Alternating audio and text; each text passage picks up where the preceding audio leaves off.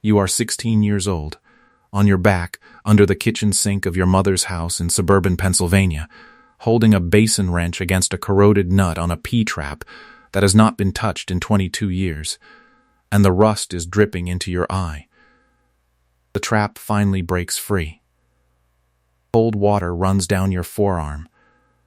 Your mother stops paying a plumber $45 to clear that sink.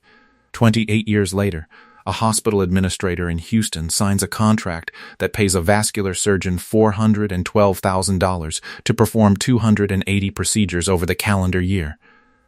In that same calendar year, a master plumber you have never met, working out of a $50,000 service van in Dallas, earns $437,000 running a 6-truck shop without ever billing through insurance. The Bureau of Labor Statistics lists the median annual wage for plumbers at $61,550. The American Medical Group Association lists median vascular surgeon compensation at $544,000. Both numbers leave something out. This is every level of a plumber's career in America, and if you stay until the final minute, you will see exactly how the master plumber tier reaches surgeon-level income, and why almost no high school guidance counselor in the country has ever mentioned that this path exists. Level 1. The helper. You are 17. You took a part-time job at a residential plumbing company in your town because your uncle, who runs a 2-man shop, told your mother he needed a kid to fetch parts and dig trenches. You earn $14 an hour cash. You learn to identify type L copper, PEX A, PEX B, Schedule 40 PVC, Schedule 80 CPVC, cast iron no hub, and black iron gas pipe by feel before you learn the part numbers. You learn that double V stands for drain, waste, and vent, and that every inch of pipe in every house in America falls into one of two systems, water supply or double V. You take an entry-level pipe trade certificate at a community college, 16 weeks, $1,800. You sit your OSHA 10 at $69. The Bureau of Labor Statistics records 482,000 plumbers, pipe fitters, and steam fitters working in the United States. The bottom 10% earn under $37,800 a year. Texas, California, Florida, New York, and Pennsylvania employ the most plumbers in the country. Your uncle drops you off at a job site at 6 in the morning and tells you the first rule of the trade. The man who digs the trench learns the trade. The man who watches him dig never will. Level 2. The apprentice. You are 19. You sat the entrance exam for UA Local 690 in Philadelphia, or Local 130 in Chicago, or Local 1 in New York, or one of more than 300 United Association local apprenticeship programs across the country. UA Local 130 receives over 1,200 applications a year for roughly 140 apprentice slots. The apprenticeship is 5 years, 8,500 on the job hours, and 1,000 classroom hours. You start at 40% of journeyman scale. In Chicago, that translates to $22.98 an hour as of the 2024 agreement, against a journeyman base of $57.46. plus another $36 an hour in pension, annuity, health and welfare contributions. Your instructor is a retired steam fitter named Bill, with a permanent slight stoop from 40 years under boilers. He hands the class a copy of the International Plumbing Code and a copy of the Uniform Plumbing Code, and explains that the country is split between the two depending on the state. You learn drainage fixture units, vent sizing tables, water hammer arresters, expansion tank sizing, and backflow prevention assemblies. You learn that one bathroom group equals 6 DFUs, that a 3-inch drain handles 35 DFUs, that a 4-inch handles 256. You learn the math before you learn the wrench. Level 3. The journeyman. You are 24. You passed your state journeyman plumbing exam, paid between $75 and $225 in exam fees depending on the state, and you hold a journeyman plumber license. Union journeyman scale in Chicago runs $57.46 base. Total package value with benefits clears $93 an hour. Annual gross with overtime on a commercial project runs $140,000 to $165,000 in Chicago, New York, Boston, San Francisco, and Seattle. The Bell's national median for the trade is $61,550, but that number averages every state including non-union southern markets where the journeyman rate runs $22 an hour. You install medical gas piping in a Northwestern Memorial Hospital expansion. The AS 6010 medical gas installer certification cost you $425 and took 3 days of training.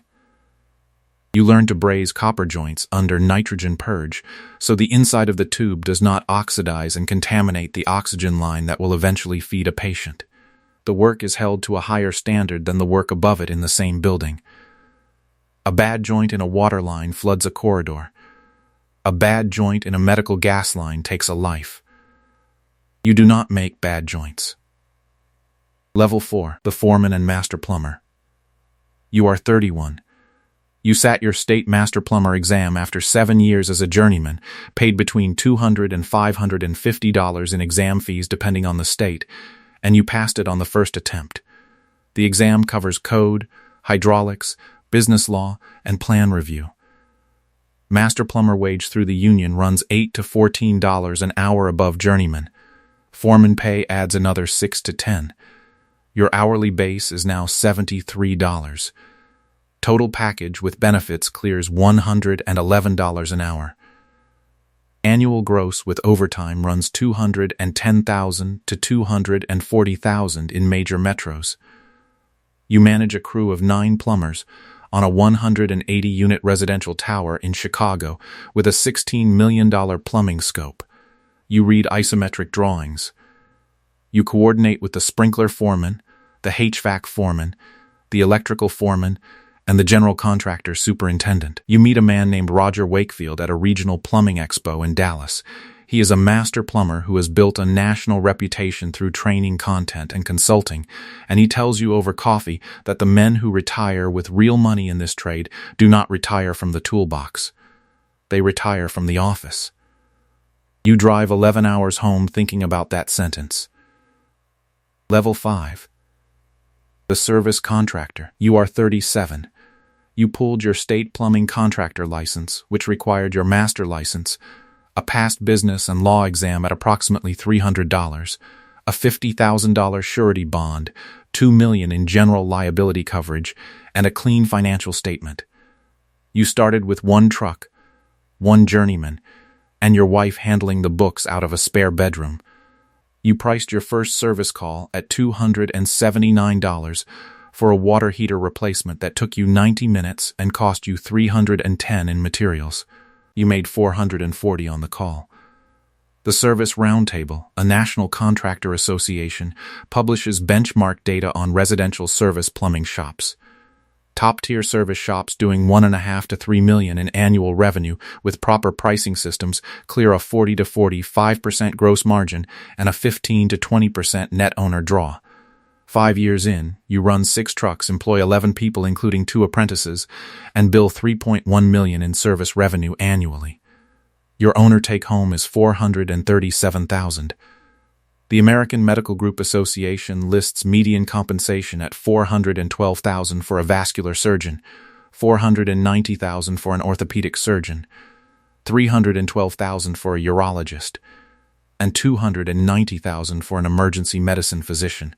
You out-earned 3 of those 4 specialties. Level 6. The exit. You are 44, a private equity-backed home services platform, one of more than 30 active acquirers rolling up plumbing, FAC, and electrical service shops across the country since 2020, approaches you with an offer. They pay 4.5 times your trailing 12-month adjusted EBITDA. Your EBITDA last year was $390,000. The deal closes at $1,755,000 cash, plus a $300,000 earnout over 2 years, plus a 3-year employment agreement at $240,000 a year as the operating partner. You sign. The check clears on a Tuesday. The Association of American Medical Colleges reports that the median medical school debt at graduation in 2024 was $212,000, paid down over 15 to 20 years of practice with compounding interest. You carried zero educational debt. You started earning at 17. You finished with $2.1 million in liquidity at 44, plus a paid-off house, plus a paid-off cabin, plus a fully vested UA pension that begins paying $4,100 a month at 62. You are 52. You drive past a row house in your old neighborhood on a cold Saturday morning. A young helper, maybe 17 years old, is loading copper fittings from a service van into a 5-gallon bucket. Her boss is inside the basement. She is wearing knee pads that do not quite fit yet. She does not know you. She does not know that the man driving past in a paid-off pickup started exactly where she is standing, on a rusted P-trap under a kitchen sink. 28 years and a lifetime ago. She does not know the trade pays like a surgeon at the top. Almost nobody ever tells her. That is the only reason the path is still wide open.